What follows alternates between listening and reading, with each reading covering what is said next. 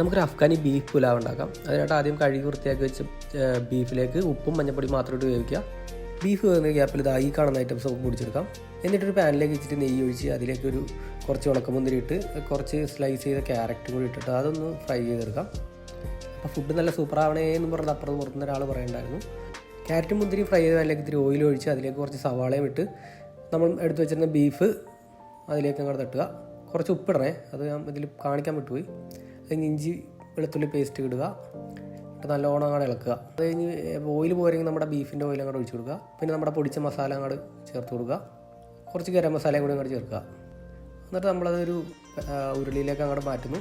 എന്നിട്ട് ആ ബീഫിൻ്റെ സ്ട്രോക്ക് നമ്മൾ അങ്ങോട്ട് ഒഴിച്ച് കൊടുക്കുക. എന്നിട്ട് നമ്മുടെ റൈസിന് ആവശ്യമായ വെള്ളം ഒഴിച്ച് കൊടുക്കുക. ബേ ലീഫ്, പട്ട, ഗ്രാമ്പൂ മുതലായ ഐറ്റംസ് ഇടുക. എന്നിട്ട് ആവശ്യത്തിന് ഉപ്പ് ഇട്ട് നമ്മുടെ അരി അങ്ങോട്ട് ഇട്ടതിന് ശേഷം നേരെ അങ്ങോട്ട് മൂടി വെച്ചോളാം. അരി വന്നു കഴിയുമ്പോൾ നേരെ തുറന്നിട്ട് അതിലേക്ക് ക്യാരറ്റോ ഉണക്കമുന്തിരിയും കൂടെ ഞങ്ങൾ അരി അങ്ങോട്ട് ഇട്ടുകൊള്ളുക.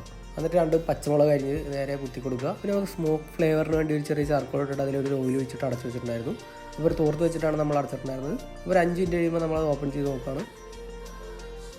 അപ്പോൾ അടിപൊളി ബീഫ് അഫ്ഗാനി പുലാവ് റെഡി.